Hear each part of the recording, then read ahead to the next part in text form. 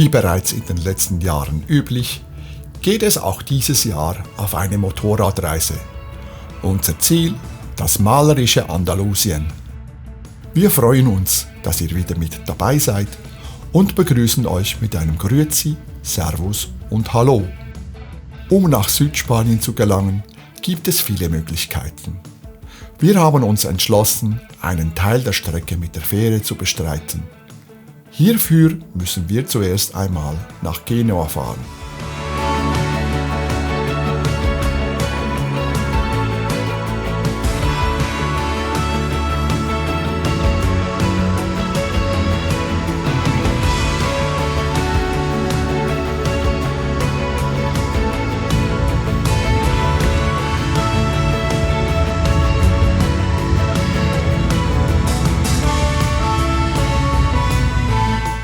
Als wir gegen 16 Uhr den Fährhafen von Genua erreichen, hat das Verladen der ersten Lastwagen bereits begonnen. Und es dauert auch nicht lange, bis auch wir auf die Fähre fahren dürfen.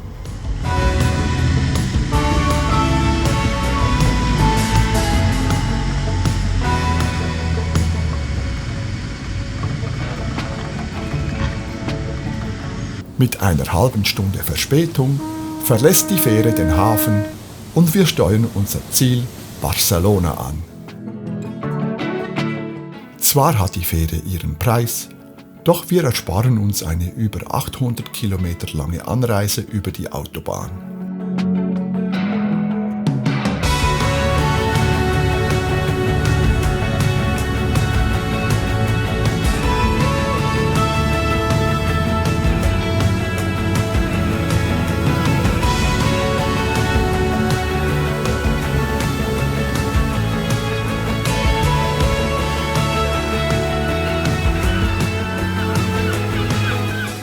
Entlang der französischen Mittelmeerküste fährt die Fähre in die Nacht und auch wir legen uns irgendwann in unsere Kojen.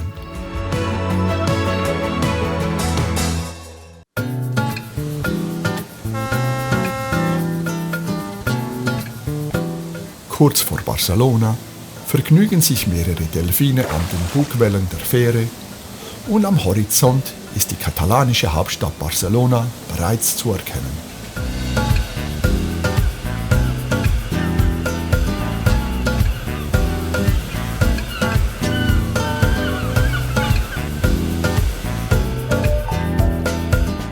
Gegen Mittag fährt das Schiff in den Hafen ein und wir verlassen die Fähre. Von Barcelona aus nehmen wir die Autobahn Richtung Alicante und fahren die knapp 550 Kilometer zu unserem eigentlichen Startpunkt Guardamar del Segura. Von hier aus werden wir nach einem Ruhetag unsere Reise erst so richtig in Angriff nehmen.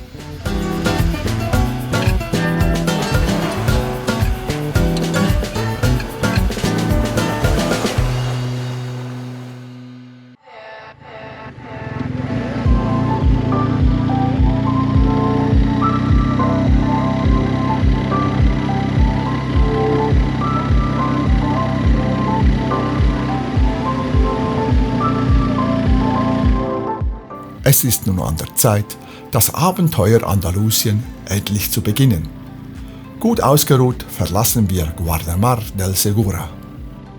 Zum Aufgalopp stehen heute ungefähr 250 gemütliche Kilometer auf dem Programm, die uns zuerst etwas ins Landesinnere bringen, bevor wir dann das malerische Dörfchen Mojácar ansteuern.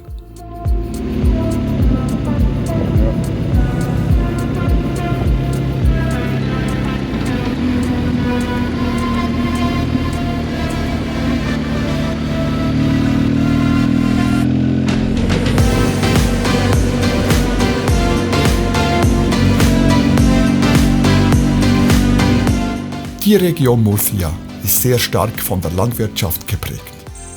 Ob Tomaten, Peperoni, Auberginen, Salate oder Zitronen, Grapefruit, Orangen und Aprikosen, alles kommt aus der nicht unproblematischen Hochleistungslandwirtschaft Murcias.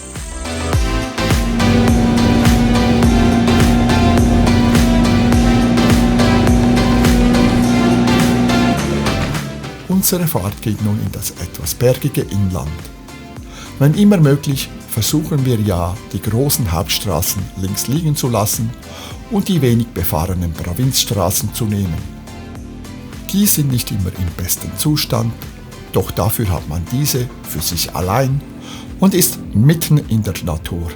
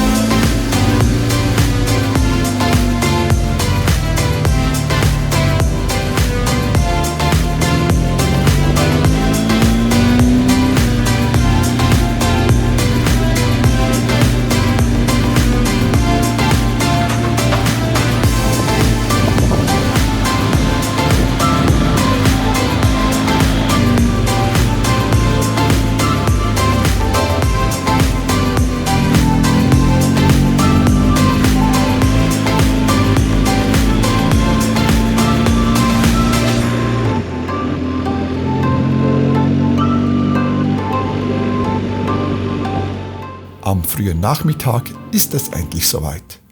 Wir stehen an der Grenze zur autonomen Gemeinschaft Andalusien und unsere Reise kann nun endgültig beginnen. Nach einer Weile erreichen wir die Küste von Almería und folgen ihr Richtung Süden.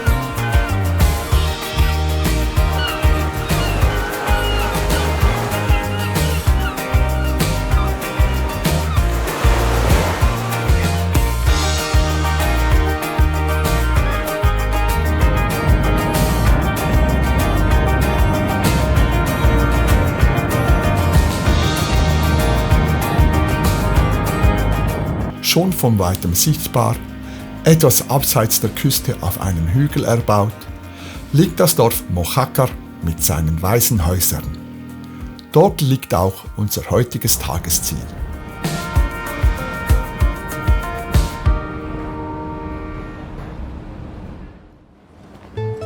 Schon die Phönizier siedelten in der Umgebung von Mojácar. Mehr weiß man aber von den Maurern. Die bauten die Befestigungsanlage oben auf dem Hügel. Mojácar erlebte über Jahrhunderte ein Auf und Ab seiner wirtschaftlichen Entwicklung. Ende des 18. Jahrhunderts entwickelte sich in dieser trockenen und heißen Gegend unter Zuhilfenahme des maurischen Erbes der Kanäle und Bewässerungsanlagen eine florierende Landwirtschaft. Später trugen die Silberminen in der benachbarten Sierra Almagrera zum Wohlstand bei. Das Gewirr von gepflasterten, engen und teilweise steilen Gassen mit zumeist zweistöckigen Häusern mit gekalkten Fassaden zeigt eine deutliche maurische Bautradition auf. Zu den Sehenswürdigkeiten des Dorfes gehört die Plaza Nueva oder der Gran Mirador de Mojácar ganz oben beim Castillo, der im 8. Jahrhundert erbaut wurde und eine eindrückliche Aussicht auf die Küste bietet.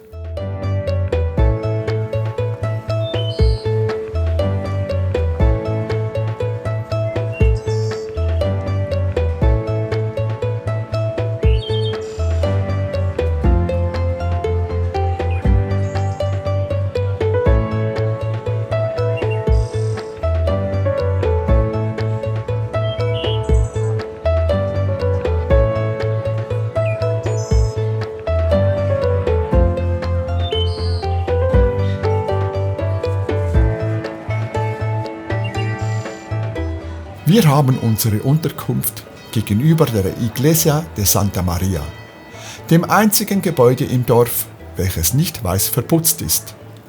Das kleine, schicke Boutique-Hotel El Olivar können wir nur empfehlen. Den Link findet ihr unten in der Beschreibung.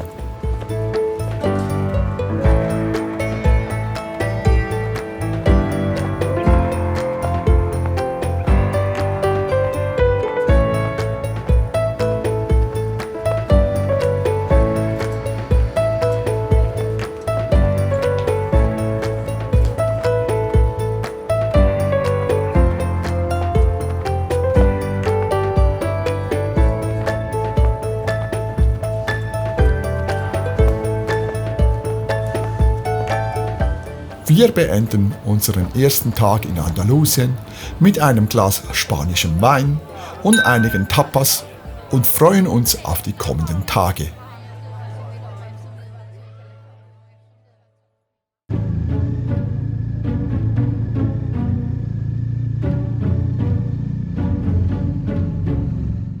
Nach einem gemütlichen Frühstück auf der Terrasse des Hotels und dem Beladen des Motorrads zieht es uns gegen 10 Uhr wieder auf die Straße.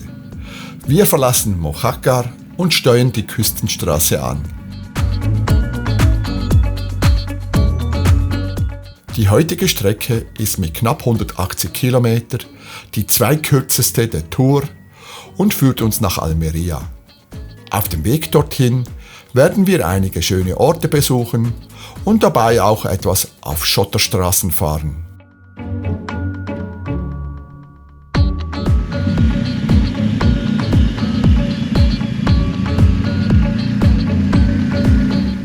Nach knapp 25 Minuten Fahrt erreichen wir bereits unser erstes Zwischenziel, der Mirador de la Granadilla, ein schöner Aussichtspunkt mit Blick auf die Küste und seiner Straße.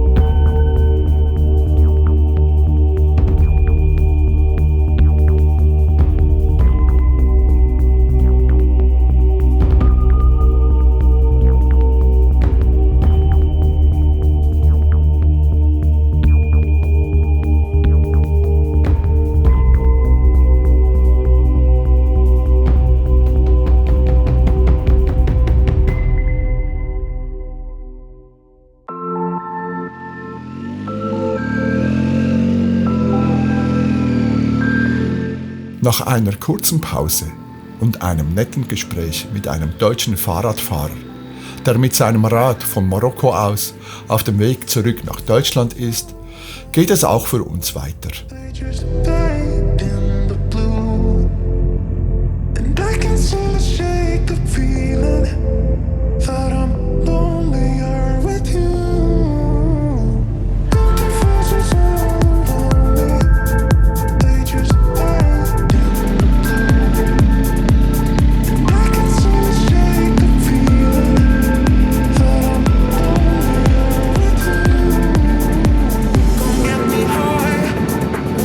Away.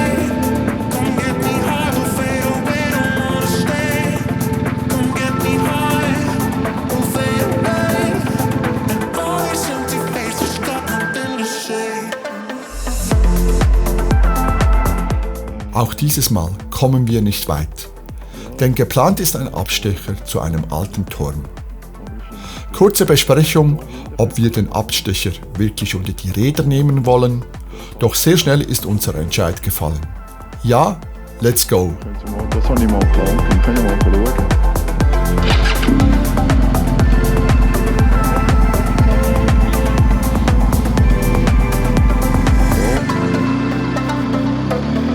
Wie sieht es hinten aus?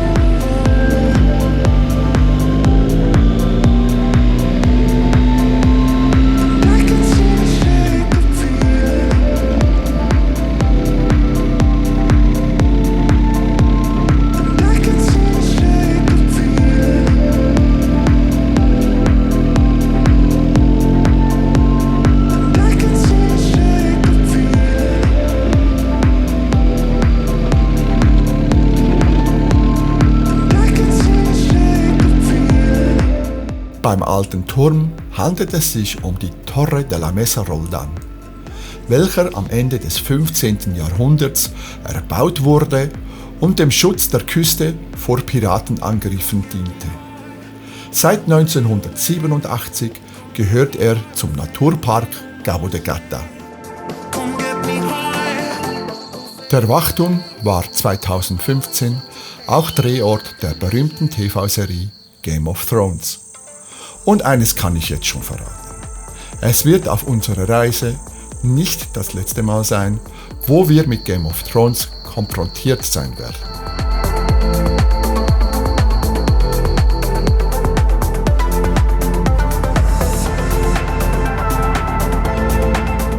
Da wir heute noch in Almería ankommen wollen, geht es wieder zurück auf die Hauptstraße.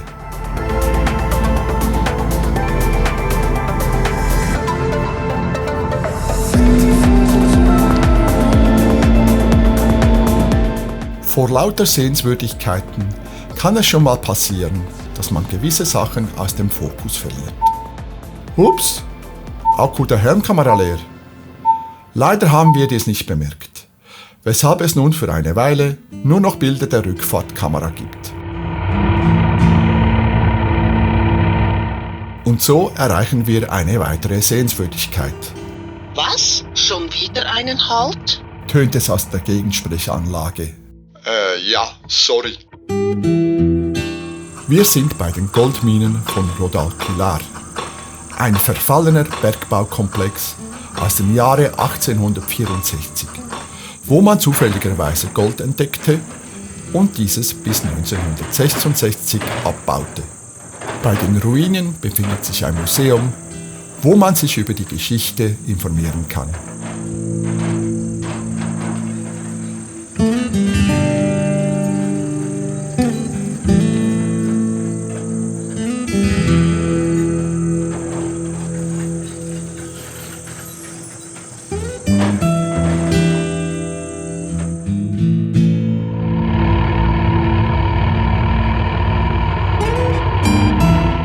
Von der Mine aus geht es nun etwas Offroad weiter.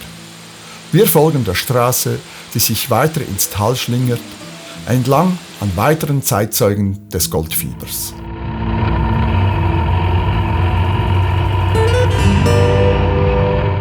In einer kleinen Schlucht erblicken wir in der Seitenwand einen kleinen Tunnel.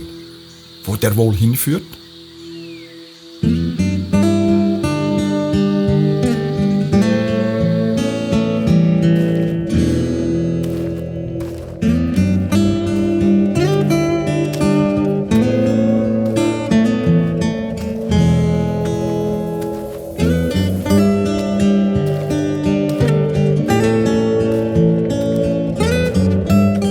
Es handelt sich hier um das Minendorf San Diego, eines von 3 Anlagen, die das Unternehmen Minas de Rodalquilar zur Goldgewinnung besaß.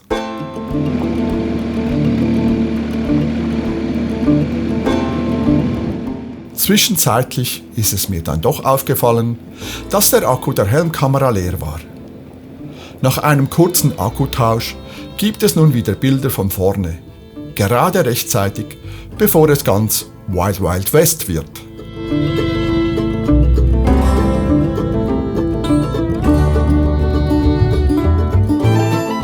Der Cortijo del Fraile ist nicht nur ein Tatort eines wahren Verbrechens, sondern diente auch bei mehreren Spaghetti-Western als Kulisse.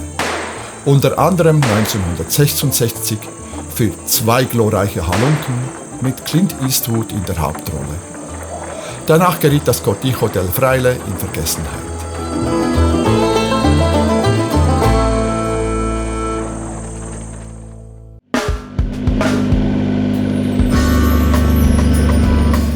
Nach einer längeren Fahrt durch die wüstenähnliche Gegend erreichen wir die Küste und somit den Naturpark Cabo de Gata, der erste maritime terrestrische Naturpark Andalusiens mit einer Größe von an die 38.000 Hektaren.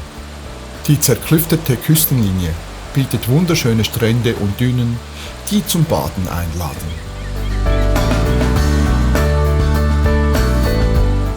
Die unbefestigte Straße ALP 822, die zum Torre Vela Blanca und zum Cabo de Gata führt, wurde leider vor Jahren wegen seiner Gefährlichkeit für den motorisierten Verkehr geschlossen. Daher müssen wir einen größeren Umweg über die AL 3108 machen, um zum Cabo de Gata zu gelangen.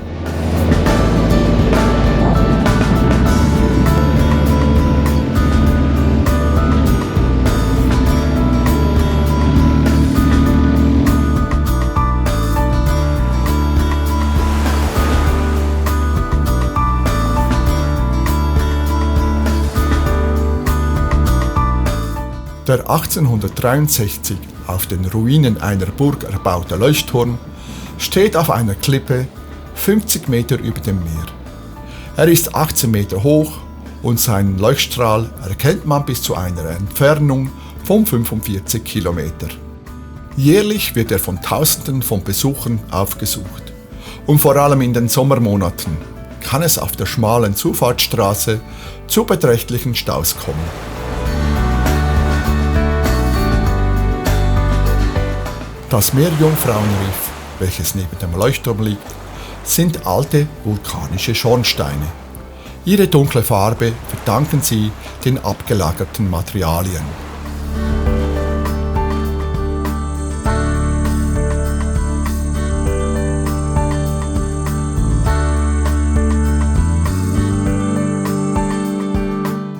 Wir verabschieden uns vom Cabo de Gata mit dem Ziel Almería.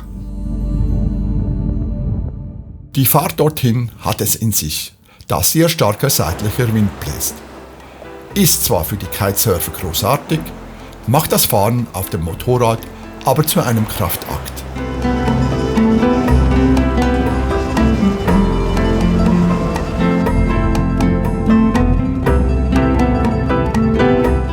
Unsere Unterkunft liegt im Zentrum Almerias, so dass wir nach dem Check-in im Hotel noch genügend Zeit haben, die eine oder andere Sehenswürdigkeit zu besuchen. Zu diesen gehört mit Abstand die Alcazaba de Almería, eine maurische Festung aus dem 10. Jahrhundert, von der man die Stadt Almería wunderbar überblicken kann. Die vom Kalifen Abd ar-Rahman III. Auf dem 85 Meter hohen Hügel nahe dem Stadtzentrum errichtete Festung beherbergte seit der formellen Stadtgründung 955 die Residenz des Stadtherrn.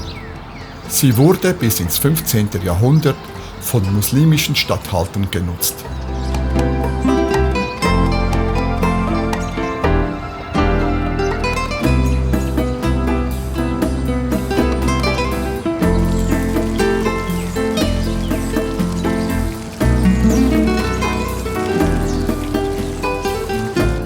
1522 wurde die Palastanlage durch ein Erdbeben zerstört und nur teilweise durch Neubauten ersetzt. Im Zuge der Rekonstruktion wurden Teile der Alcazaba durch christliche Architektur geprägt und die Moschee in eine Kapelle umgewandelt.